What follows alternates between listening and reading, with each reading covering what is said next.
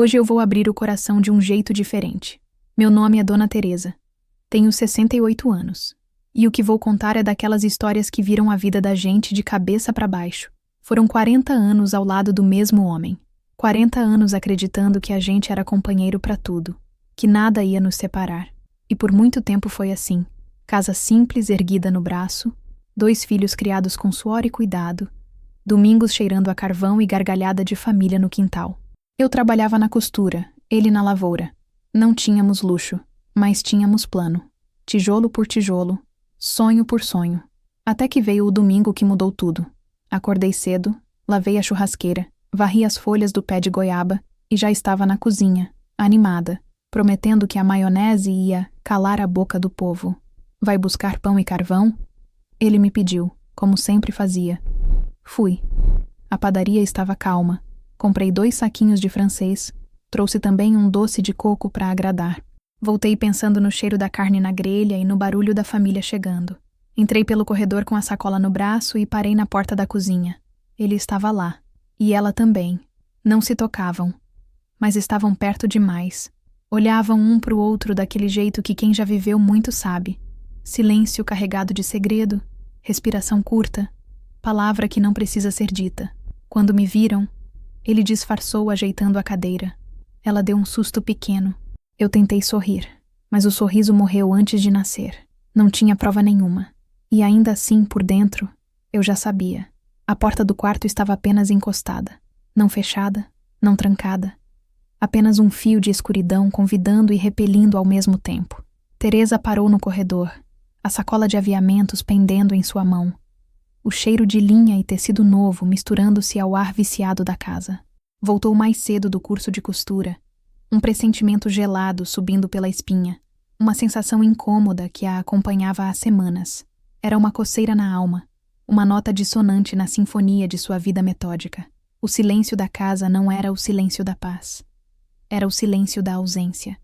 Do espaço ocupado por algo que não deveria estar ali. Ela conhecia cada estalo da madeira do assoalho. Cada gemido do telhado sob o sol da tarde. Mas aquele silêncio era diferente. Era um silêncio cúmplice. Seus pés, calçados nas sandálias de couro que usava há anos, moveram-se sem que ela ordenasse. Um passo, depois outro. O coração batia descompassado. Um tambor surdo contra suas costelas. Ela não queria ver. Oh, como não queria. Preferia a dúvida, a angústia da suspeita, a qualquer certeza que pudesse estar por trás daquela folha de madeira. Com a ponta dos dedos trêmulos, empurrou a porta. O movimento foi lento, quase imperceptível. A fresta se abriu, revelando um fragmento da cena. Um pedaço da colcha de fuxico que ela mesma fizera. Um sapato feminino de salto baixo, jogado displicentemente no chão. Um sapato que não era dela. E então, um som. Uma risada baixa, abafada. Uma risada feminina que ela conhecia tão bem quanto a sua. A risada de Lúcia. O ar faltou em seus pulmões. O corredor pareceu estreitar-se, as paredes pintadas de um bege desbotado avançando sobre ela. Por um instante, o mundo se resumiu àquele retângulo de luz e sombras. Aquele som que confirmava o que sua alma já gritava em desespero. Ela empurrou a porta de uma vez. Lá estavam eles. Não na cama, como a fofoca barata poderia sugerir. Era pior. Era mais íntimo.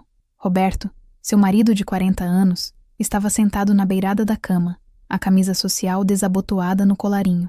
Lúcia, a amiga da casa, a vizinha solícita, estava de joelhos no chão à sua frente, ajeitando a barra da calça dele com uma familiaridade que doía mais que um tapa. A cabeça dela estava inclinada, os cabelos escuros caindo sobre o rosto, enquanto ela ria de algo que ele dissera. A mão dele repousava sobre o ombro dela. Um gesto de posse, de conforto, de cumplicidade. Eles não a viram de imediato. Estavam imersos em seu próprio universo. Um universo construído dentro do quarto de Teresa, sobre a colcha de Teresa, no ar que Teresa respirava. Quando Roberto levantou os olhos e a viu parada na porta, o sorriso morreu em seus lábios. O sangue fugiu de seu rosto, deixando para trás uma máscara pálida de choque e culpa. Lúcia seguiu seu olhar e congelou, a agulha e a linha ainda em suas mãos. Uma paródia grotesca de domesticidade. Ninguém gritou. Ninguém falou. O único som era o zumbido agudo que preencheu os ouvidos de Teresa. A sacola de aviamentos escorregou de sua mão, os carretéis de linha rolando pelo chão de madeira, coloridos e silenciosos, como lágrimas que ela não conseguia derramar. O chão não tremeu, mas pareceu fugir de seus pés. O mundo inclinou-se perigosamente, e a única coisa que a manteve de pé foi a moldura da porta, na qual ela se agarrou com uma força que não sabia possuir. 40 anos. 40 anos desmoronando no silêncio de uma tarde de quarta-feira. Teresa Mendes e Roberto Viana eram uma instituição em Serra d'Água. Não do tipo que tem placa na porta ou nome em livro de atas, mas do tipo que se entranha na rotina da cidade, como o sino da igreja ao meio-dia ou o cheiro de pão quente da padaria do seu Afonso às 6 da manhã. Casados há exatos 40 anos, 2 meses e 12 dias. Ela sabia a conta de cor. Era a contagem de sua vida. A casa deles, na Rua das Primaveras, era um reflexo de sua união. Simples, sólida, sem luxos, mas cheia de uma beleza gasta pelo tempo. Um pé de goiaba frondoso dominava o quintal, suas sombras dançando na parede da cozinha durante a tarde. Era sob aquela árvore que Roberto armava a rede nos domingos preguiçosos, e era com suas frutas que Teresa fazia a melhor goiabada em calda da região.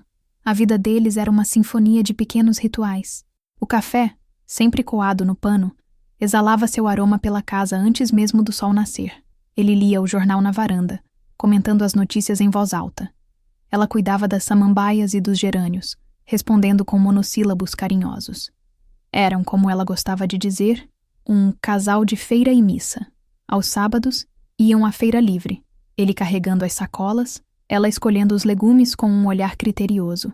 Aos domingos, sentavam-se no mesmo banco da paróquia de São José, lado a lado, como haviam feito desde que eram jovens namorados. Teresa, aos 68 anos, era uma mulher de gestos contidos e olhar profundo.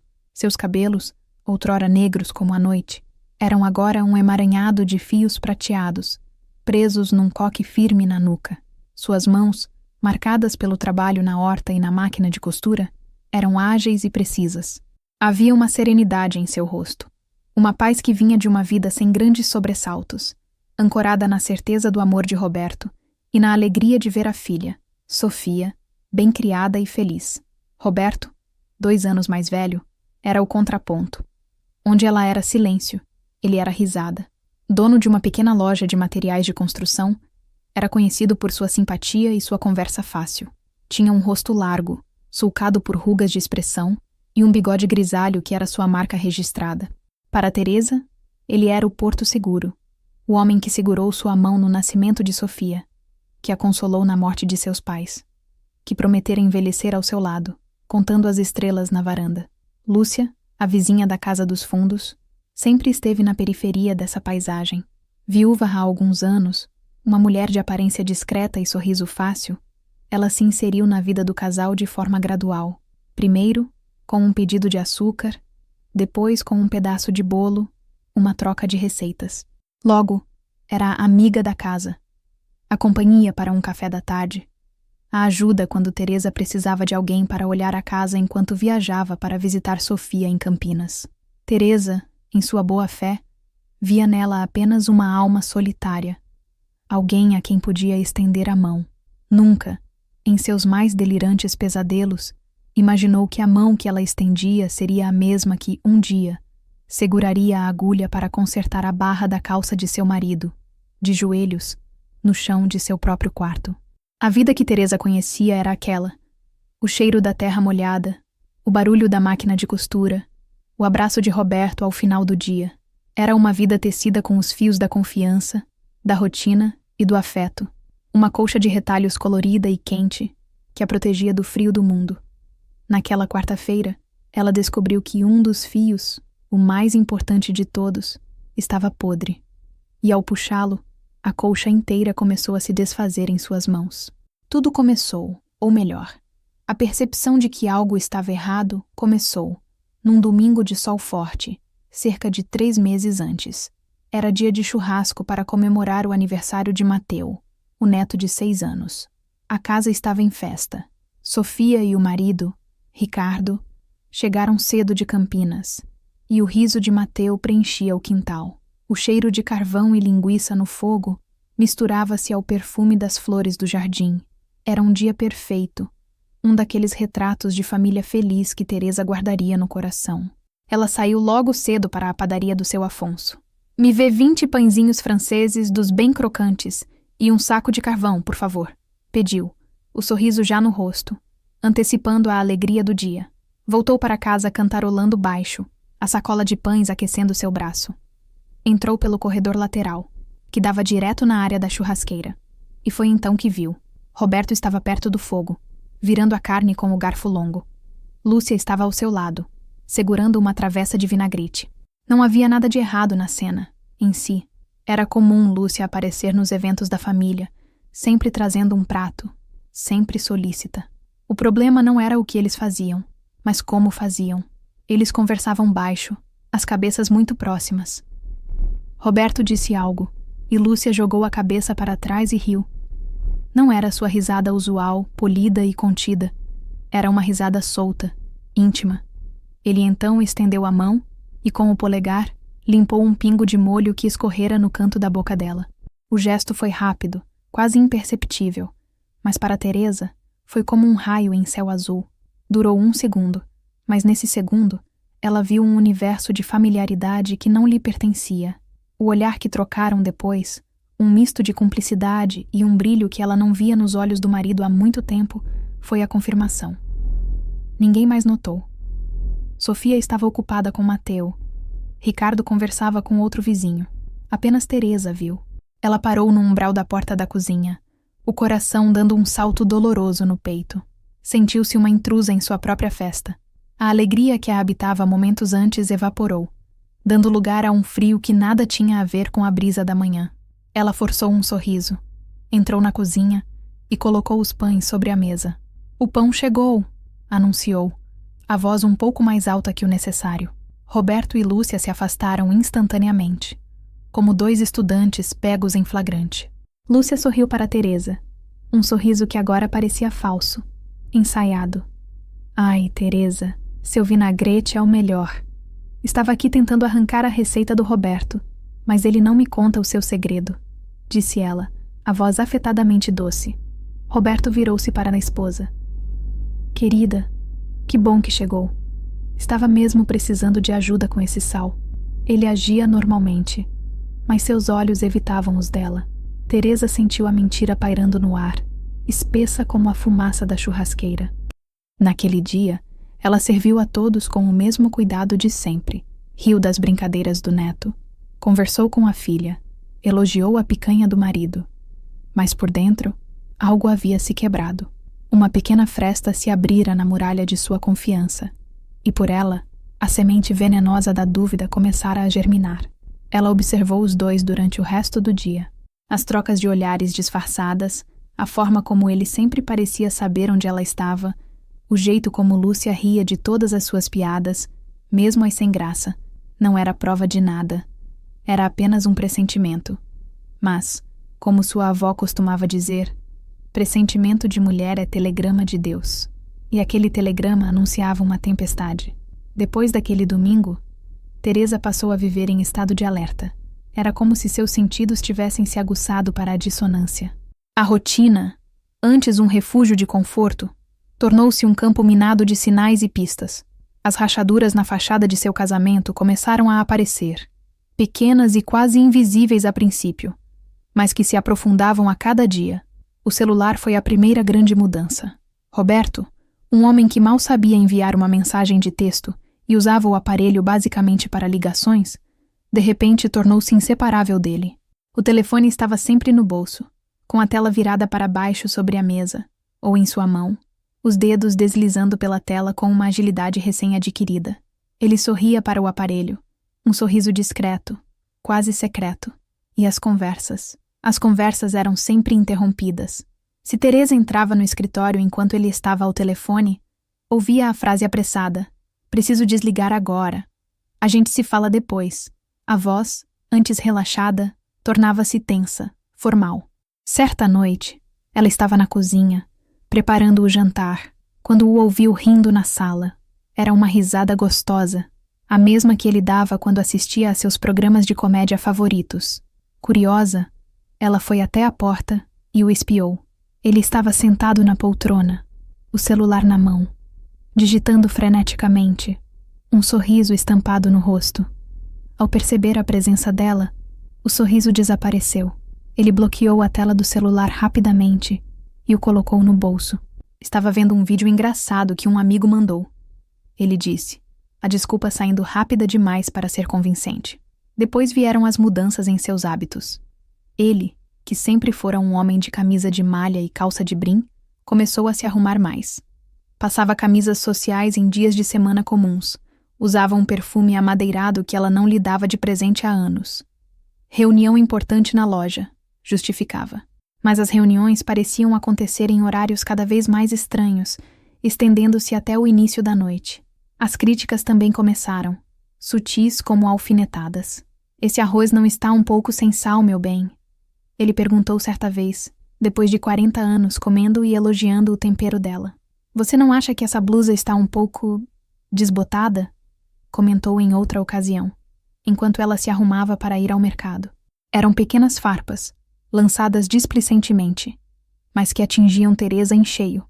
Ela, que sempre se sentira o centro do mundo dele, agora se sentia inadequada, como se estivesse sendo constantemente comparada a um padrão invisível e inatingível. Ela não o confrontava. O que diria? Você está rindo demais para o celular? Você está passando roupa demais? Parecia ridículo, coisa de mulher ciumenta e insegura. E Teresa nunca fora nenhuma das duas coisas. Então, ela observava em silêncio, juntando as peças daquele quebra-cabeça doloroso. Cada celular virado para baixo, cada conversa cortada, cada camisa bem passada era mais um pedaço de evidência, mais um prego no caixão de sua paz de espírito. A casa, antes seu santuário, tornara-se um palco onde uma peça de teatro era encenada para uma única espectadora, e ela odiava seu papel. A presença de Lúcia, que antes era esporádica e bem-vinda, tornou-se constante e sufocante.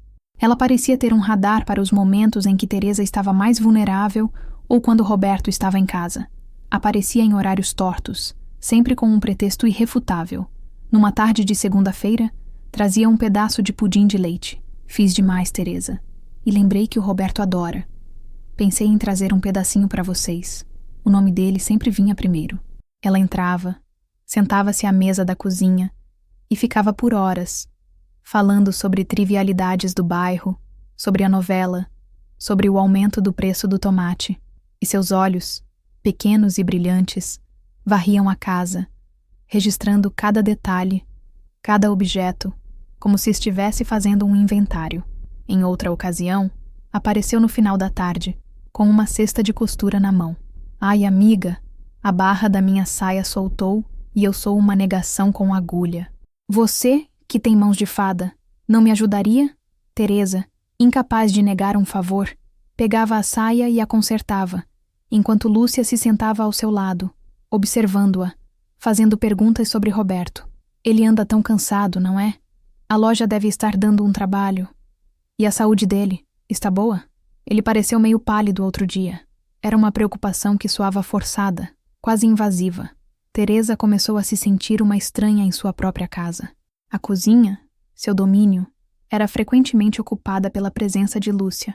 A sala de estar, onde costumava ler em paz, tornava-se palco para as longas visitas da vizinha. Ela sentia o perfume adocicado de Lúcia impregnado nas almofadas do sofá. Via a marca de sua xícara na toalha de mesa. Era uma invasão sutil, mas implacável. O pior era a dinâmica entre Lúcia e Roberto quando estavam no mesmo ambiente. Eles mantinham uma distância física cuidadosa, mas a comunicação acontecia nos olhares, nos sorrisos rápidos trocados quando achavam que Teresa não estava olhando. Desenvolveram uma linguagem própria, um código de piadas internas e referências que a excluíam. Certa vez, os três estavam na varanda. Roberto contava uma história sobre um cliente engraçado da loja. No meio da história, ele olhou para Lúcia e disse: "Foi como aquela vez do gato no telhado, lembra?" Lúcia riu, uma risada cúmplice. "Lembro. Quase morri de rir." Teresa ficou boiando. "Que gato? Que telhado?" ela perguntou. Roberto desconversou. "Ah, não foi nada, querida. Uma bobagem que aconteceu outro dia aqui na rua. A resposta a excluiu deliberadamente, colocando-a do lado de fora de uma memória que eles compartilhavam. Teresa se sentia cada vez mais isolada. A mulher que antes fora sua confidente casual, a vizinha a quem oferecia café, agora se transformara em uma sombra. Uma sombra solícita e sorridente que projetava uma escuridão crescente sobre seu casamento, roubando a luz, o ar e a paz de seu lar. A amizade de Lúcia era uma cortina de fumaça, e Teresa sentia, com uma certeza aterrorizante, que por trás dela havia um incêndio. Sofia chegou numa sexta-feira à tarde, sem avisar. Tinha uma reunião de trabalho em uma cidade próxima e resolveu passar o final de semana com os pais. A chegada dela foi como uma lufada de ar fresco em um ambiente abafado. Teresa a abraçou com força, sentindo no cheiro dos cabelos da filha um conforto que há muito não experimentava. Sofia era observadora, uma característica que herdara da mãe. Não demorou para que ela percebesse a atmosfera pesada que pairava sobre a casa. Durante o jantar, notou os silêncios longos e desconfortáveis entre os pais, as respostas monossilábicas de Teresa, o jeito como Roberto parecia ansioso, checando o celular a todo momento. No sábado de manhã, enquanto Roberto saía para resolver umas coisas na loja, Sofia encontrou a mãe na cozinha, lavando a louça com uma rigidez incomum nos ombros. "Mãe", começou Sofia, secando um prato ao lado dela. "Está tudo bem com a senhora e o pai?" Teresa parou, as mãos mergulhadas na água com sabão. Por um instante, quis desabafar, contar tudo à filha. O churrasco, o celular, as camisas passadas, a presença constante de Lúcia, o abismo que sentia se abrindo a seus pés. Mas o que ela diria? Eram apenas suspeitas, sentimentos. Não queria sobrecarregar Sofia com suas angústias. Não queria manchar a imagem do pai que a filha tanto admirava. "Está tudo bem, minha filha. É só o cansaço da idade", mentiu, forçando um sorriso que não alcançou seus olhos. Sofia não se convenceu. Pousou o pano de prato e virou a mãe gentilmente para encará-la. "Mãe, eu conheço a senhora. Seus olhos estão tristes. Tem alguma coisa errada. É o papai? Ele está diferente, mas... distante." As palavras de Sofia foram uma faca de dois gumes. Por um lado, doíam, pois confirmavam que a mudança em Roberto era real, perceptível até para quem estava de fora. Por outro, traziam um estranho alívio. Ela não estava louca. Não estava imaginando coisas. A validação vinda da filha era a prova de que o chão sob seus pés estava de fato cedendo. "São coisas de casal, filha. Depois de 40 anos, a gente tem nossas fases." Teresa insistiu, desviando o olhar. Mais tarde, naquele mesmo dia, Lúcia apareceu. A desculpa da vez era um livro de receitas que ela viera devolver. Ao ver Sofia, abriu um sorriso largo. "Sofia, que surpresa boa. Como você está linda. Veio visitar os pais?" A conversa fluiu, mas Sofia observava. Observou o jeito como Lúcia se dirigia a Roberto quando ele voltou, com uma intimidade disfarçada de amizade. Observou o olhar de desconforto de sua mãe cada vez que a vizinha falava. Quando Lúcia finalmente foi embora, Sofia voltou-se para Teresa, a testa franzida em preocupação. "Essa mulher vem muito aqui, mãe?" "De vez em quando", respondeu Teresa, a voz neutra. "Não gosto dela", disse Sofia direta. "Tem alguma coisa no jeito dela que não me parece certo. O jeito como ela olha para o pai é estranho." Naquela noite, antes de dormir, Sofia abraçou a mãe com força. "Mãe, qualquer coisa que estiver acontecendo, a senhora sabe que pode me contar, não sabe? Eu estou aqui para a senhora. Sempre." As lágrimas que Teresa vinha segurando há semanas finalmente vieram, silenciosas, enquanto abraçava a filha. Ela não disse nada, mas Sofia entendeu. O olhar de sua filha não resolveu o problema, mas a fez sentir-se menos sozinha em seu campo de batalha silencioso. Ela tinha uma aliada, mesmo que a guerra ainda não tivesse sido declarada. A visita de Sofia deu a Teresa a coragem que lhe faltava. Ela não podia mais viver na penumbra da suspeita. Precisava de luz, mesmo que a luz revelasse a mais feia das verdades. Decidiu que confrontaria Roberto, não com acusações, mas com uma pergunta honesta. Escolheu uma noite de terça-feira, um dia trivial, sem datas especiais. Depois do jantar, Enquanto lavavam a louça juntos, um ritual antigo que havia se tornado tenso e silencioso, ela respirou fundo, buscando as palavras. Mas elas não vieram. O medo da resposta era maior que a necessidade da pergunta. Mais tarde, já na cama, a coragem voltou. O quarto estava escuro. Apenas um feixe de luz do poste da rua entrava pela fresta da cortina. Roberto estava deitado de costas para ela, a respiração regular indicando que estava quase dormindo. Era mais fácil falar no escuro, onde não precisava encarar seus olhos. Roberto, ela chamou. A voz um sussurro. Ele se mexeu. Um murmúrio sonolento como resposta. Tem alguma coisa errada com a gente? Ela perguntou. A frase saindo de uma vez, como um fôlego contido por muito tempo. O silêncio que se seguiu foi pesado, denso. A respiração dele parou por um instante. Ela sentiu o corpo dele enrijecer ao seu lado na cama. Do que você está falando, Teresa? Ele finalmente disse, a voz rouca, mas agora completamente desperta. Eu não sei, ela admitiu, a voz embargada. Você está diferente, distante. Parece que tem um muro entre nós. A gente não conversa mais. Você está feliz? Roberto virou-se na cama para encará-la. Mesmo na penumbra, ela pôde sentir a defensiva em sua postura. Feliz? Que pergunta é essa no meio da noite? Claro que estou feliz. Temos uma vida boa, uma filha maravilhosa, um neto. O que mais eu poderia querer? Eu não sei, Roberto. Me diga você. Ela insistiu, a voz ganhando um pouco mais de força. Você está sempre nesse celular. Vive se arrumando para sair. Você me critica por coisas pequenas. Parece que eu não sou mais suficiente. A reação dele foi imediata e cruel. Ele se sentou na cama, a silhueta escura contra a janela. Ah, então é isso? Você está com ciúmes? Com ciúmes do meu celular? Pelo amor de Deus, Teresa. Depois de 40 anos, você vem com essa conversa de menina? Eu trabalho o dia todo, chego em casa cansado, e você vem me acusar de não sei o quê? Eu estou me arrumando mais porque quero cuidar da minha aparência, qual o problema? E se eu comentei do arroz, foi só um comentário. Você está vendo coisas onde não existe nada. As palavras dele a atingiram como pedras. Ele não apenas negou, ele a ridicularizou. Transformou a angústia dela em paranoia, a dor dela em um capricho de velha ciumenta. Gaslighting. Anos depois, ela aprenderia essa palavra, mas naquela noite, ela apenas sentiu seu efeito devastador. Sentiu-se tola, pequena, injusta. Eu só queria saber se estava tudo bem, ela gaguejou, recuando para dentro de si mesma. Pois está tudo ótimo, ele disse, a voz ríspida.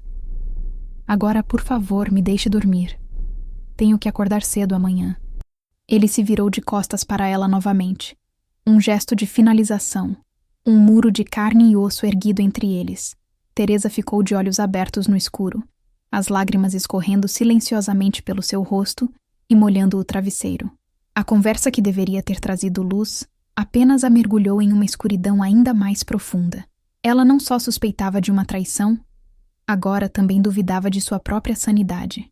E esse, ela percebeu, era um lugar terrivelmente solitário para se estar.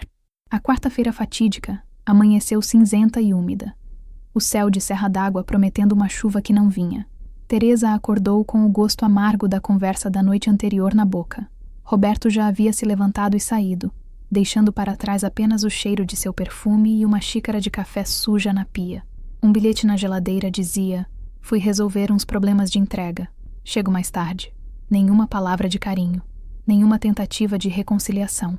Ela seguiu sua rotina de forma mecânica. Cuidou da horta, varreu a casa, preparou seu almoço. Às 14h, pegou sua sacola de aviamentos e foi para o curso de costura no centro comunitário. Era seu refúgio, um lugar onde suas mãos ocupadas silenciavam um pouco a mente barulhenta. Mas naquele dia, a paz não veio. As linhas se embaraçavam. A agulha parecia pesada em seus dedos. A conversa das outras alunas, normalmente uma distração bem-vinda, soava como um zumbido distante. A imagem de Roberto virando-lhe as costas na cama não saía de sua cabeça. A humilhação de ter sido chamada de paranoica a corroía por dentro. No meio de uma barra de saia, ela sentiu um aperto no peito, uma urgência inexplicável. Não estou me sentindo bem, disse a professora, a Dona Nena. Acho que vou para casa mais cedo hoje. Dona Nena, uma senhora de olhos gentis, tocou sua testa. Você está um pouco pálida, Teresa. Vá mesmo, descanse. A caminhada de volta para casa foi estranha. As ruas familiares de Serra d'Água pareciam diferentes, como se ela as visse através de um filtro embaçado. Cada passo era pesado, como se caminhasse contra uma correnteza invisível. Um pressentimento ruim, denso e pegajoso a envolvia. Era o mesmo sentimento que tivera antes, mas agora amplificado, gritando em seus ouvidos. Ao virar a esquina de sua rua, a Rua das Primaveras, viu algo que fez seu coração parar por um instante e depois disparar. O carro de Roberto estava estacionado na frente da casa, mas ele não deveria chegar mais tarde? Ele não estava resolvendo problemas de entrega? Um calafrio percorreu seu corpo. A desculpa esfarrapada, o carro na garagem, a casa silenciosa.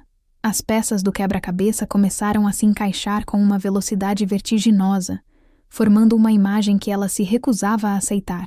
Ela parou em frente ao seu próprio portão, o portão verde, um pouco descascado, que ela via todos os dias. Naquele momento, ele pareceu a entrada para um outro mundo, um lugar de onde ela não poderia mais voltar à mesma. Hesitou.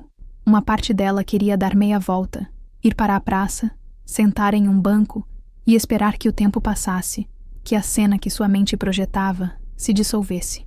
Mas outra parte, a parte que fora humilhada e chamada de louca, precisava saber. Precisava da verdade, por mais devastadora que fosse. Respirando fundo, ela empurrou o portão, que rangeu como um protesto. Atravessou o pequeno jardim da frente, as rosas que ela podara na semana anterior parecendo vibrantes e alheias à sua angústia. Colocou a chave na fechadura. A mão tremia tanto que errou o buraco 2 vezes. Finalmente, a porta se abriu. Entrou na casa. O silêncio a recebeu, mas não era o silêncio do vazio. Era o silêncio de presenças contidas. Chamou. Roberto. Nenhuma resposta. Apenas o tic-tac do relógio de parede da sala, marcando os segundos para a detonação. Foi então que ela caminhou pelo corredor. O corredor que a levaria diretamente para a porta entreaberta de seu quarto. Para o fim de seu mundo como ela o conhecia. Depois que a sacola de aviamentos caiu, espalhando suas cores pelo chão, o tempo pareceu congelar. Teresa permaneceu ali, agarrada ao batente da porta, o corpo rígido, os olhos fixos na cena à sua frente. Roberto e Lúcia estavam petrificados, 2 estátuas em uma exposição grotesca sobre traição doméstica. O rosto de Roberto passava por uma sucessão de emoções, choque, pânico e, por fim, uma vergonha profunda que o fez baixar os olhos. Lúcia, por outro lado, recuperou-se primeiro. Seu rosto se recompôs em uma máscara de falsa inocência, e ela se levantou lentamente, alisando a saia. Teresa, que susto! Disse ela, a voz um fio agudo de nervosismo. Eu só estava ajudando o Roberto. A barra da calça dele soltou, e como você não estava... A desculpa era tão esfarrapada, tão insultuosa em sua simplicidade, que Teresa sentiu uma onda de náusea. Ela não respondeu. Não conseguiu. A traição não estava apenas no ato, mas na mentira descarada, na tentativa de fazê-la de tola mais uma vez. Sem dizer uma palavra, Teresa deu um passo para trás, saindo do quarto. Depois outro. Ela se moveu como um autômato, recuando pelo corredor, os olhos ainda vazios. Passou pela sala, pelo relógio que continuava seu tic-tac indiferente, e foi até a cozinha. Sentou-se em uma das cadeiras de madeira, as mesmas onde tomava seu café da manhã todos os dias, e ficou ali, imóvel, encarando a parede. Ouviu os sussurros urgentes vindos do quarto. Depois, passos apressados. Lúcia passou pela cozinha como um furacão, sem olhar para ela, e saiu pela porta dos fundos. A porta bateu. Um som seco e definitivo. Roberto apareceu em seguida, a camisa agora abotoada, o rosto contorcido em uma súplica patética. Teresa, meu bem, não é o que você está pensando. Eu posso explicar. Ele começou, a voz trêmula. Ela não se virou. Continuou encarando a parede, onde uma pequena rachadura na pintura, que ela nunca havia notado antes, parecia um abismo. Teresa, por favor, fale comigo. Grite comigo. Faça alguma coisa. Ele implorou, aproximando-se. Mas ela não tinha gritos, não tinha palavras. A dor era tão avassaladora, tão física, que havia roubado sua voz. Era um nó em sua garganta, uma pressão em seu peito, um zumbido em seus ouvidos. Foi então que o som veio. Não foi um grito de raiva ou um soluço de tristeza. Foi um som gutural, um lamento que veio do fundo de sua alma. Um uivo de dor pura, animal.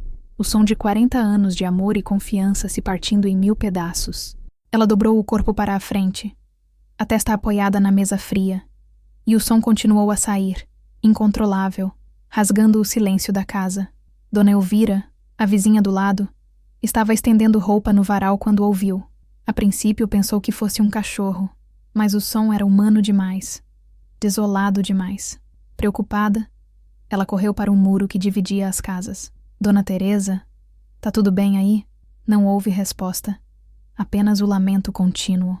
Alarmada, sem saber o que fazer, ela ligou para a polícia. Tem alguma coisa muito errada na casa da minha vizinha. Eu ouço um choro que não parece normal. 20 minutos depois, 2 policiais militares bateram à porta. Roberto, pálido como cera, atendeu. Teresa ainda estava na cozinha. O choro agora transformado em soluços secos e exaustos que sacudiam seu corpo. Os policiais entraram, cautelosos, e a encontraram naquele estado. Senhora, está tudo bem? A senhora foi agredida? Perguntou um deles, a voz gentil. Teresa levantou a cabeça. Seus olhos estavam vermelhos e inchados, mas não havia medo neles. Apenas um vazio profundo.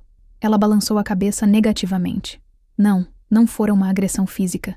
Fora algo muito pior. Fora a demolição de sua vida, tijolo por tijolo, e ela estava sentada no meio dos escombros. Os policiais, vendo que não havia crime a ser registrado, apenas uma tragédia doméstica em andamento, foram discretos. Um deles, um homem mais velho, com olhos que já tinham visto muito, aproximou-se de Teresa. A senhora tem algum parente para quem possamos ligar? Uma filha? Um irmão? A menção à filha foi o que a tirou do torpor. Sofia. Ela precisava de Sofia. Com a mão trêmula, apontou para o telefone na parede. Roberto, que observava a cena paralisado de culpa, entendeu. Ele pegou o telefone e discou o número da filha, as mãos tremendo. Sofia? É o pai. Você pode vir para cá? Sua mãe. Ela não está bem. A voz dele falhou. A viagem de Campinas à Serra d'Água nunca pareceu tão longa para Sofia. Ela dirigiu com o coração na boca, imaginando os piores cenários. Um acidente. Uma doença súbita. Quando chegou e viu a viatura da polícia parada na porta, o pânico a dominou. Ela entrou correndo e encontrou a mãe sentada na cozinha, o olhar perdido, o pai encolhido em um canto da sala. Os policiais explicaram a situação de forma sucinta e respeitosa e se retiraram, deixando a família a sós com os destroços. Sofia não fez perguntas. Ela não precisava. O rosto devastado da mãe e a culpa estampada no do pai contavam a história toda. Ela foi até Teresa e a abraçou. Um abraço forte, que tentava juntar os pedaços que ela sabia que estavam espalhados pelo chão. Teresa se agarrou à filha, o corpo ainda tremendo com os resquícios dos soluços. Vamos para casa, mãe. A senhora vai ficar comigo, disse Sofia, a voz firme e protetora. Ela agiu com uma eficiência que a situação exigia. Foi até o quarto dos pais, ignorando a presença de Roberto, que não ousava se mover, e abriu o guarda-roupa. Pegou algumas peças de roupa, um pijama, os chinelos, os remédios para a pressão de Teresa. Colocou tudo em uma pequena mala de mão. Seus movimentos eram precisos, quase raivosos. Cada peça de roupa dobrada era uma acusação silenciosa. Quando voltou para a cozinha, estendeu a mão para a mãe. Vamos, mãe. Teresa se levantou, apoiando-se na filha. Ao passar por Roberto na sala, ela não o olhou. Era como se ele tivesse se tornado invisível. Uma peça de mobiliário no cenário de sua dor. Eu te amo, Teresa. Ele sussurrou quando ela passou, a voz embargada. Ela não respondeu. Continuou andando, um passo de cada vez, para fora daquela casa que não era mais seu lar. A viagem para Campinas foi feita em silêncio. Teresa olhava pela janela, mas não via a paisagem passar. Via fragmentos de sua vida, o dia do casamento, o primeiro passo de Sofia, os almoços de domingo, Memórias felizes que agora eram assombradas pela imagem de Lúcia ajoelhada no chão de seu quarto. Naquela noite, no quarto de hóspedes da casa da filha, um quarto com cheiro de lavanda e paredes que não conheciam sua história, Teresa deitou-se na cama. Era a primeira noite em 40 anos que ela não dormia ao lado de Roberto. O espaço vazio ao seu lado na cama era um abismo frio e assustador. Ela se encolheu sob as cobertas, sentindo-se pequena, desprotegida, como uma exilada em sua própria vida. O refúgio nos braços da filha era um alívio. Mas a dor da perda era uma ferida que ela sabia que levaria muito, muito tempo para começar a cicatrizar. A casa de Sofia era um santuário de paz e normalidade. As paredes claras, os móveis modernos, a rotina de uma família jovem. Mateu, com sua energia infantil, tentava arrancar sorrisos da avó, mostrando seus desenhos, contando histórias da escola. Sofia a cercava de cuidados, preparando suas comidas favoritas, sentando-se ao seu lado no sofá, simplesmente oferecendo sua presença silenciosa. Era um ambiente seguro, mas profundamente estranho. Cada objeto, cada som, lembrava a Teresa que aquele não era o seu lugar. Os dias se arrastavam em uma névoa de tristeza e dormência. Teresa passava horas sentada na poltrona da sala, olhando para o jardim, mas sua mente estava a quilômetros de distância, na Rua das Primaveras. As lembranças a assaltavam sem piedade. Não eram flashbacks completos, mas fragmentos dolorosos, estilhaços de um passado que agora parecia uma mentira. Ela se lembrava de Roberto, 20 anos mais novo, consertando o telhado da casa sob o sol quente, sorrindo para ela lá de cima. A imagem, antes motivo de orgulho, agora se misturava com a visão dele sentado na cama, a camisa desabotoada. Lembrava-se de uma festa de aniversário surpresa que organizou para ele, da alegria genuína em seus olhos ao ver todos os amigos reunidos. Agora ela se perguntava: Lúcia estava lá? Ela sorriu para ele daquele jeito naquela noite também? Até as memórias mais simples estavam contaminadas. O cheiro do café pela manhã a fazia lembrar dele lendo o jornal na varanda. O barulho da chuva no telhado a fazia lembrar das noites em que se aninhavam juntos sob as cobertas. Cada pedaço de sua vida a dois estava manchado pela tinta da traição. Ela começou a questionar tudo. Aquela viagem que ele fez sozinho para uma pescaria com os amigos, teria sido verdade? As horas extras na loja, as reuniões noturnas, quantas mentiras ela havia engolido sem perceber, acreditando na fachada do marido perfeito. A dor da descoberta era aguda, mas a dor de reavaliar 40 anos de sua vida sob a luz da dúvida era uma tortura lenta e cruel. Sofia tentava conversar. Mãe, a senhora precisa colocar para fora, falar sobre isso. Mas Teresa não conseguia. As palavras estavam presas. O que há para dizer, minha filha? Ela respondeu uma vez, a voz rouca pelo desuso. Ele me enganou. Fim da história. Mas não era o fim. Era um labirinto. Uma noite, ela acordou de um pesadelo. Sonhou que estava em sua casa, mas todos os móveis estavam cobertos por lençóis brancos, como em uma casa abandonada. E Lúcia estava lá, sentada em sua cadeira de balanço, usando seu avental de cozinha. Ela acordou com o coração acelerado, o suor frio escorrendo pela testa. Naquela noite, ela se levantou e foi até a sala. Na estante, havia um porta-retratos com uma foto de seu casamento. Ela e Roberto, jovens, sorrindo para a câmera, cheios de sonhos. Teresa pegou o porta-retratos, os dedos traçando o rosto sorridente do homem que ela pensava conhecer. E pela primeira vez desde que chegara à casa da filha, ela chorou. Um choro de luto, não por Roberto, o traidor, mas pelo Roberto que ela amou, pelo casamento que ela acreditou ter, pela vida que foi roubada dela sem que ela percebesse. Ela estava de luto pela morte de uma ilusão, e o peso dessa perda era quase insuportável. Enquanto Teresa lutava com seus fantasmas, o mundo real, com sua burocracia e sua maldade, batia à porta. Sofia, com um pragmatismo que a mãe admirava e invejava, insistiu que precisavam tomar providências legais. Mãe, a senhora não pode ficar nessa situação. Precisa se proteger, garantir seus direitos. A visita ao escritório de advocacia, no centro de Campinas, foi uma experiência surreal. O ambiente era impessoal, com móveis escuros e cheiro de papel antigo. A advogada, uma mulher de tailleur impecável e fala rápida, Usava termos que soavam como uma língua estrangeira para Teresa. Divórcio litigioso, partilha de bens, medida cautelar. A casa está no nome de ambos? Perguntou a advogada, sem tirar os olhos dos papéis. Sim, respondeu Teresa, a voz quase inaudível. A loja de materiais de construção também foi adquirida durante o casamento? Sim, cada sim era um golpe. A confirmação de uma vida construída em conjunto, que agora seria dividida por uma estranha com uma caneta. A advogada explicou os procedimentos com uma frieza profissional. Falou sobre prazos, documentos, audiências. A dor mais profunda da vida de Teresa era reduzida a um processo, um número de protocolo. Ela se sentia despida, sua intimidade exposta sobre aquela mesa de mogno polido. Ao mesmo tempo em que a máquina fria da justiça começava a girar, a engrenagem quente e cruel da fofoca em Serra d'Água já estava a todo vapor. As notícias, como sempre acontece em cidades pequenas, correram mais rápido que o vento. A viatura na porta, a saída abrupta de Teresa com a filha, o fato de Lúcia e Roberto agora serem vistos juntos abertamente, tudo isso alimentou o falatório.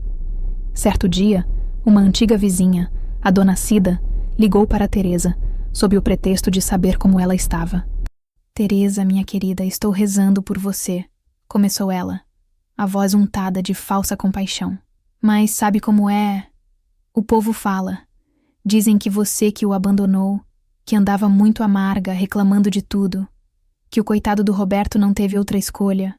Teresa ouvia, o telefone pressionado contra a orelha, o coração afundando a cada palavra. Então era essa a narrativa que estava sendo construída. Ela, a vítima, estava sendo transformada em vilã. A velha amarga, que empurrou o marido para os braços de outra. Era uma crueldade tão grande, uma injustiça tão profunda, que a deixou sem ar. Ela não discutiu, apenas agradeceu a ligação e desligou.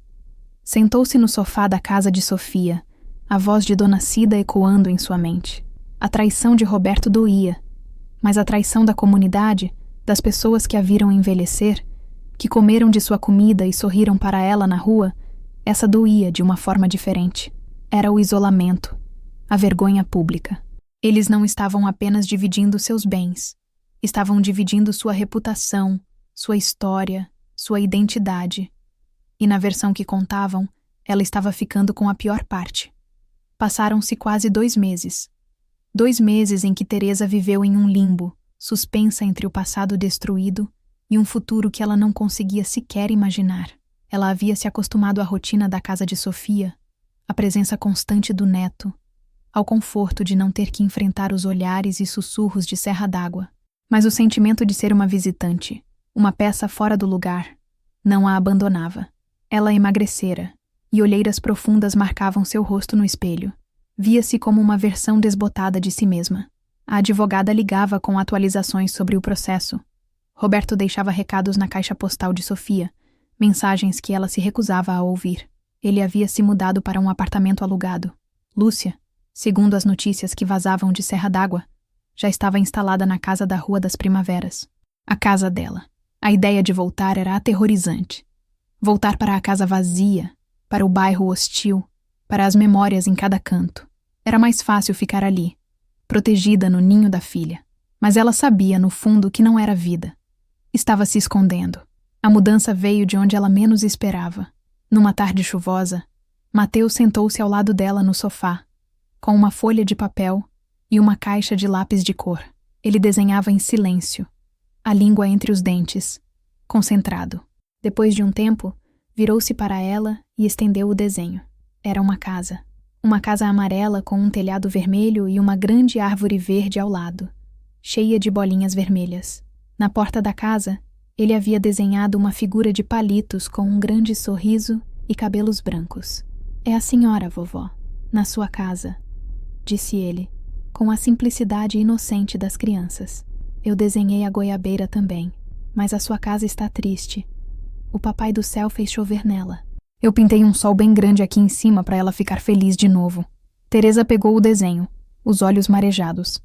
Naquele rabisco infantil, ela viu tudo. Viu sua casa, sua árvore, sua identidade. Viu a tristeza que a envolvia. Mas também viu o sol. a esperança pintada por seu neto. A casa não era apenas paredes e um telhado. Era seu território, sua história, o lugar onde ela criou sua filha e viu seu neto nascer.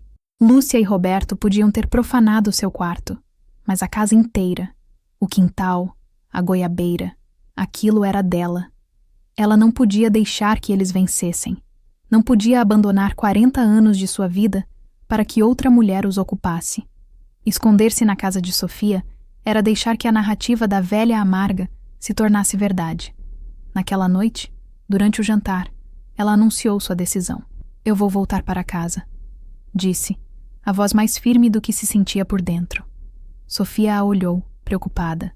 Mãe, a senhora tem certeza? Não é muito cedo? E o pai? E aquela mulher? Sua avó sempre dizia que a gente não pode deixar o mato tomar conta do jardim, disse Teresa, um vislumbre do seu antigo eu aparecendo em seus olhos. Aquela casa é meu jardim, e está na hora de eu ir arrancar as ervas daninhas. Sofia viu a determinação no olhar da mãe e entendeu. Não era uma decisão de impulso, mas de sobrevivência. Era Teresa começando a lutar para recuperar não apenas sua casa, mas a si mesma. O desenho de Mateu estava preso com um ímã na geladeira.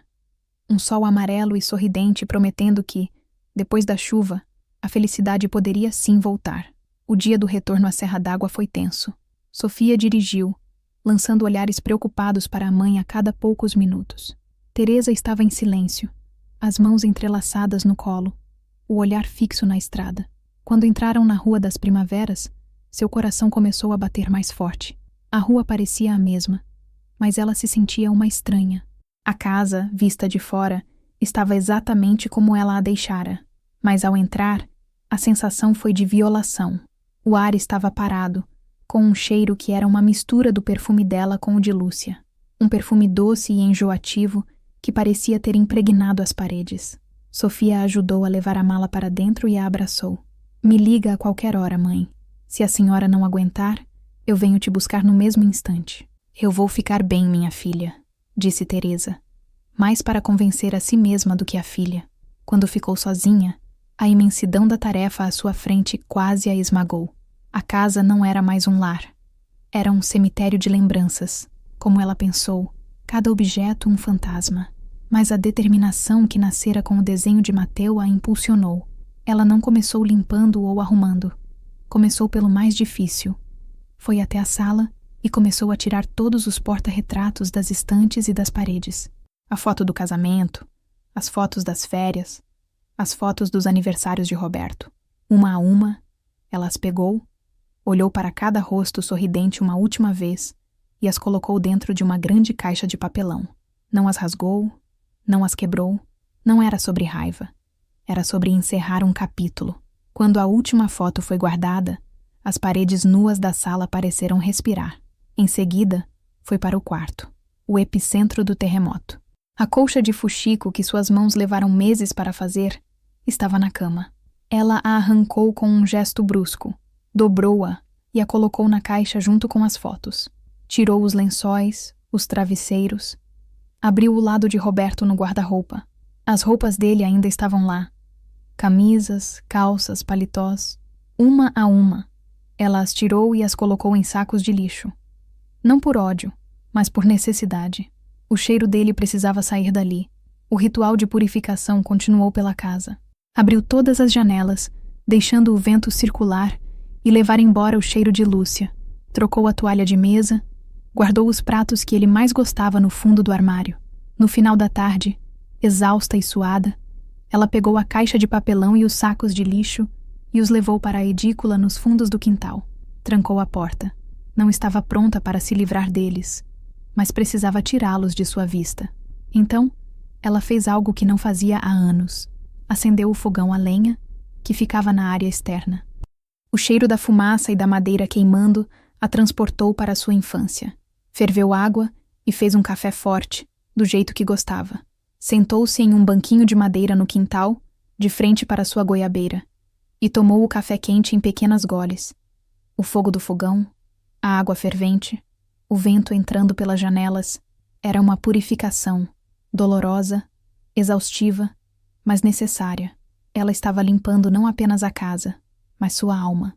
Naquele entardecer, sentada sozinha em seu quintal, Teresa sentiu, pela primeira vez em meses, que talvez fosse possível recomeçar.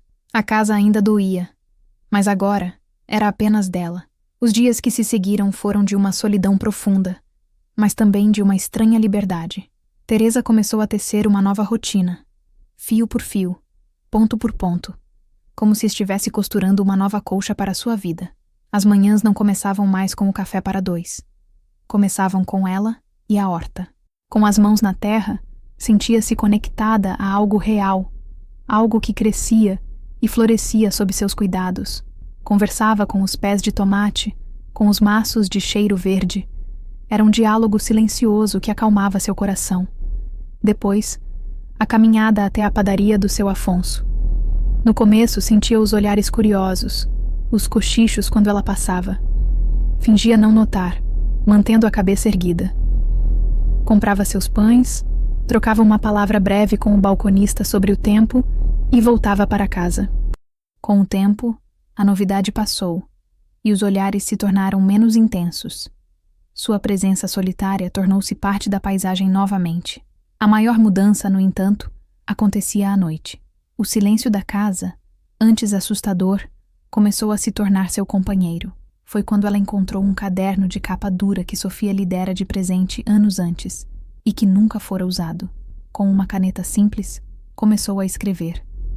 Não era um diário com um querido diário. Eram pensamentos soltos, memórias, desabafos. Escrevia sobre a dor, sobre a raiva, sobre a saudade não do homem, mas da vida que tinha. Escrevia para não se justificar para os outros, mas para se entender, para registrar sua versão da história, para que a narrativa da velha amarga não se tornasse a única existente, nem mesmo dentro de sua própria cabeça.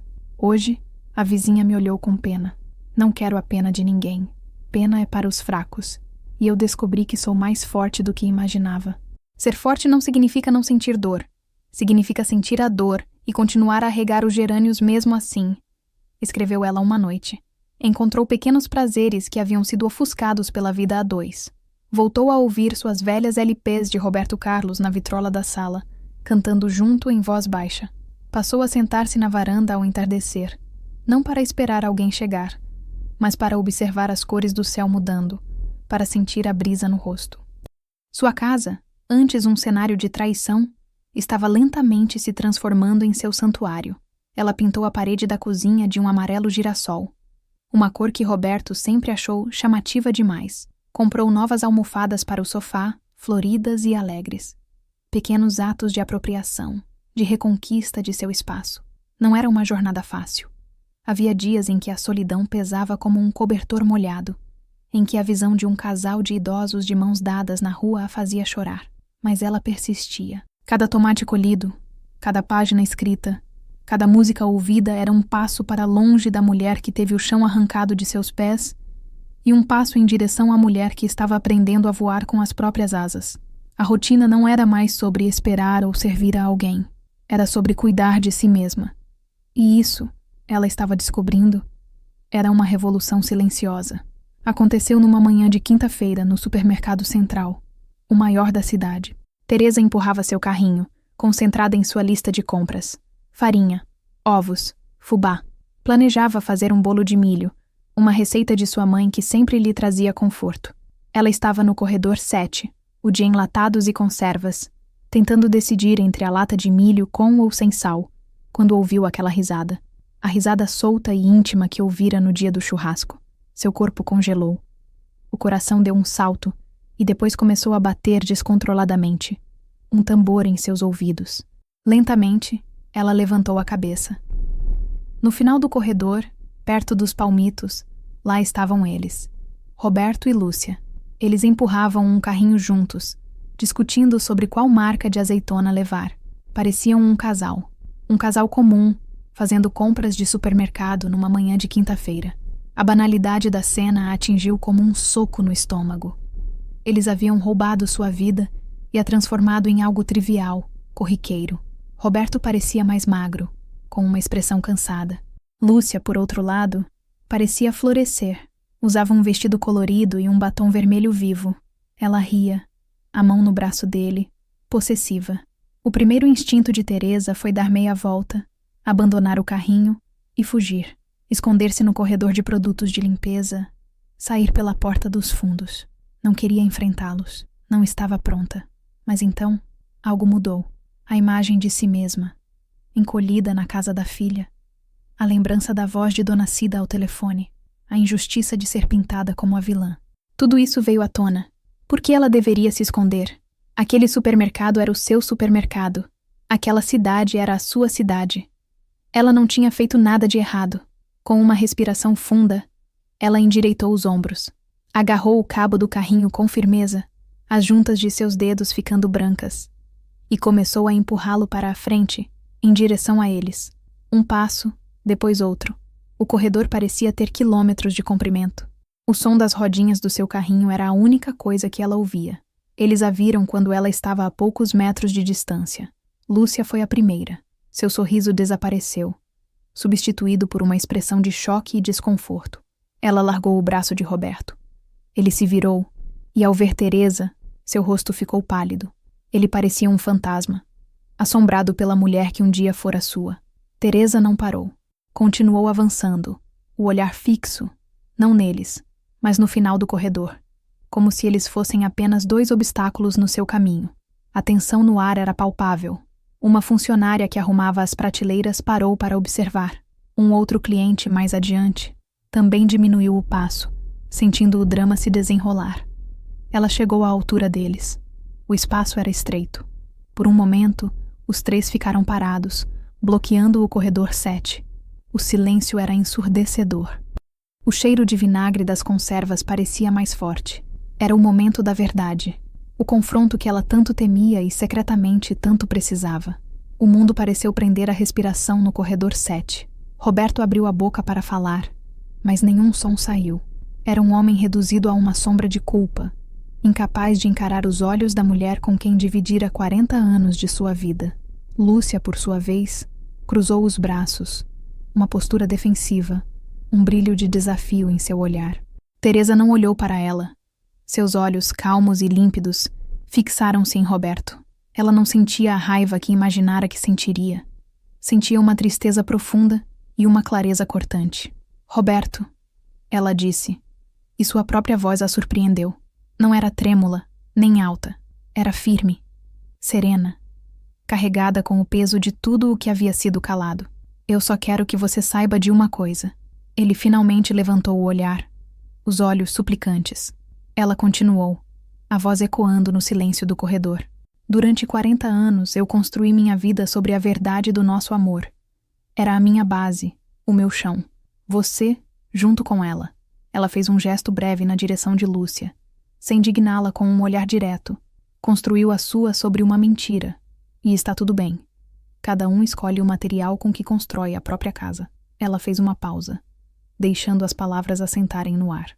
O caixa do supermercado, um rapaz jovem chamado Dinho, que conhecia Teresa desde criança, observava a cena de longe, paralisado.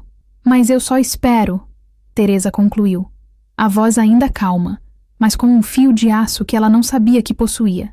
Que a mentira que vocês construíram seja forte o suficiente para sustentar o peso da verdade que vocês destruíram. Porque a minha verdade, a minha dignidade, essa vocês não conseguiram levar. Ela ficou comigo. Dito isso, ela não esperou por uma resposta.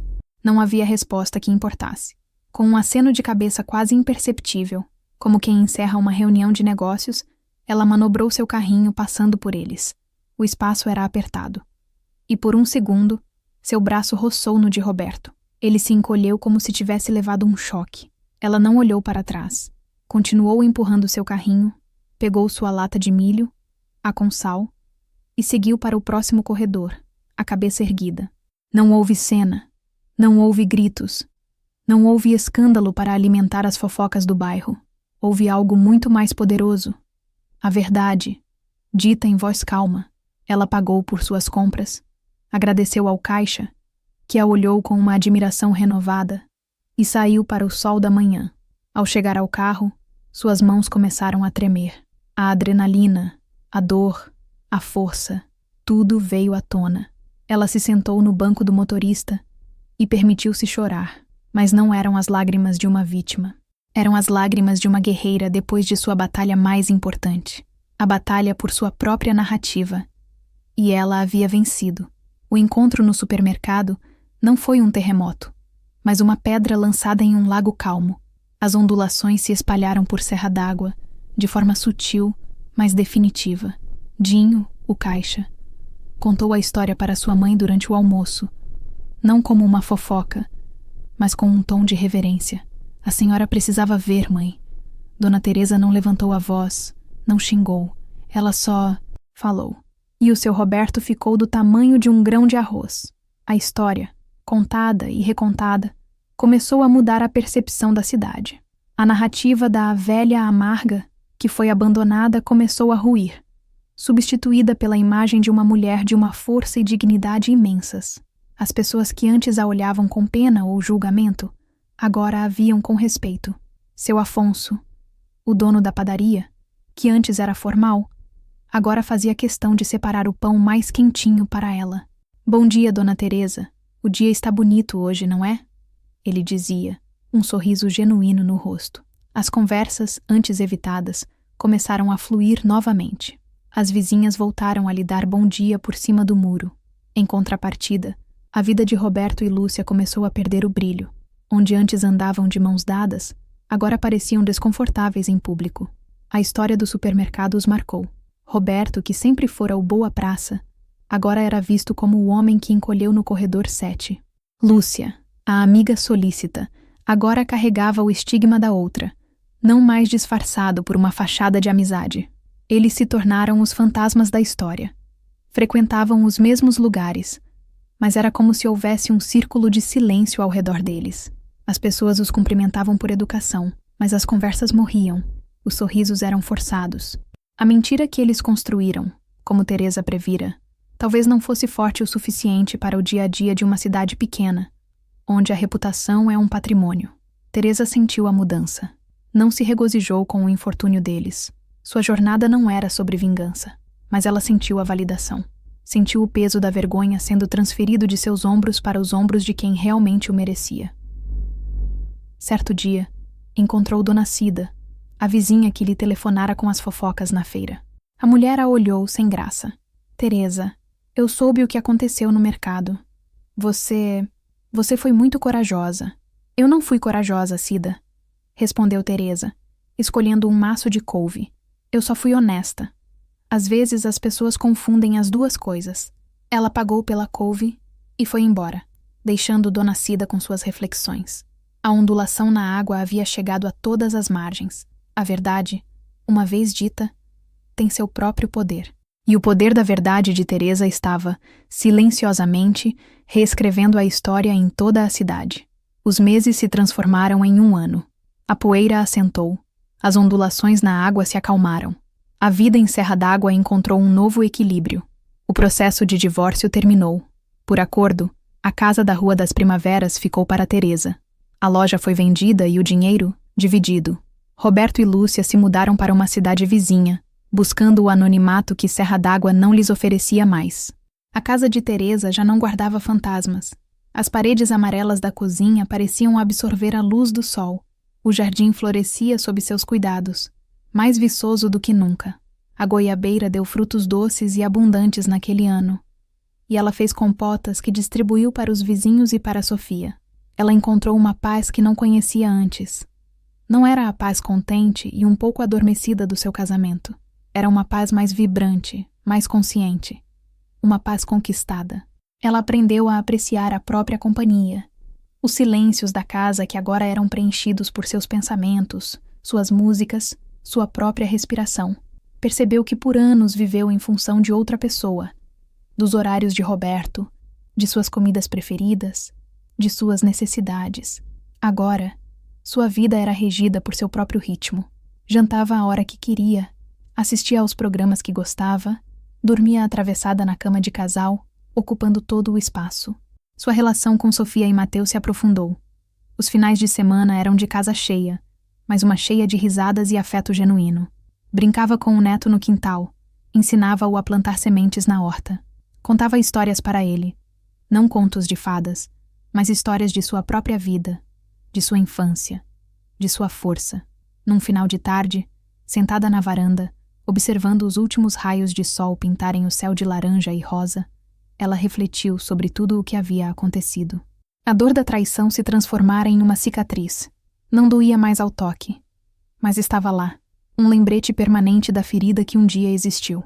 E, estranhamente, ela era grata por aquela cicatriz. Ela a lembrava de que havia sobrevivido, de que era mais resiliente do que jamais imaginara. Foi então que a frase que ela escrevera em seu caderno meses antes voltou à sua mente, clara como o céu à sua frente. Paz não é casa cheia, é casa clara. Sua casa nunca esteve tão vazia de pessoas, mas nunca esteve tão cheia de luz, de verdade, de si mesma. Ela não precisava que o bairro todo acreditasse em sua história. Bastava que ela soubesse quem era. E, mais importante, quem ela não aceitava mais ser. O amor que ela perdeu abriu espaço para um amor muito mais duradouro, o amor próprio. Amanhã nasce em Serra d'Água, com o canto dos bem-te-vis e o cheiro de orvalho na terra. Na casa amarela da Rua das Primaveras, a rotina começa cedo. Teresa, aos 69 anos, move-se pela cozinha com uma leveza que não tinha há muito tempo. A água ferve na chaleira sobre o fogão a gás. O fogão a lenha agora é para ocasiões especiais. O pó de café é colocado no coador de pano, e o aroma que se espalha pela casa é o cheiro de um novo dia. Ela leva sua xícara para a varanda dos fundos e se senta em sua cadeira de balanço. O movimento suave é um embalo para seus pensamentos. Ela olha para a goiabeira, forte e imponente, um símbolo de suas próprias raízes, de sua capacidade de resistir às tempestades e continuar a dar frutos. Ela não é mais a mulher que teve o chão arrancado dos pés, nem a mulher que chorou silenciosamente na casa da filha, nem mesmo a mulher que enfrentou o passado no corredor de um supermercado. Ela é todas elas e algo mais. É uma mulher inteira, refeita com os próprios pedaços, colados com a força que descobriu em si mesma. Seu caderno está sobre a mesa, quase cheio. Tornou-se o registro de sua jornada, o testamento de sua transformação. Às vezes, ela o lê e se espanta com a dor que sentiu, com a confusão que a habitou. Parece a história de outra pessoa. O telefone toca. É Sofia, ligando para dar bom dia, como faz todas as manhãs. Conversam sobre o tempo, sobre as artes de Mateu na escola, sobre a receita de bolo que Teresa prometeu mandar. É uma conversa simples, cheia de afeto, a trilha sonora de sua nova vida. Ao desligar, Teresa fica olhando para a janela da cozinha, aberta para o quintal. Um raio de sol entra e dança sobre o chão de ladrilhos, iluminando as partículas de poeira no ar. Ela pensa na mentira, em como ela corre rápido, como faz barulho, como sufoca, e pensa na verdade, em como ela é, muitas vezes, silenciosa, paciente, e chega sem alarde. A mentira corre, mas a verdade sempre chega, e quando chega, não arromba a porta, ela simplesmente abre a janela, e pela janela entra ar fresco, entra o sol, entra o canto dos pássaros, e a vida, milagrosamente, continua, mais clara, mais leve, mais sua. Teresa sorri, um sorriso sereno, e toma mais um gole de seu café. O dia está apenas começando. A história de Teresa é um lembrete poderoso de que as janelas sempre podem se abrir para um novo dia, mesmo após a mais longa das noites. Se a jornada dela tocou seu coração, se você encontrou um pedaço da sua própria força na dela, demonstre seu apoio. Deixe um like para que mais pessoas possam encontrar esta mensagem de resiliência. Comente abaixo o que você sentiu ao acompanhar essa transformação. E, claro, se você ainda não faz parte da nossa comunidade, inscreva-se no canal para não perder nenhuma das nossas próximas histórias. A sua participação nos ajuda a continuar trazendo narrativas que importam. Muito obrigado por ouvir.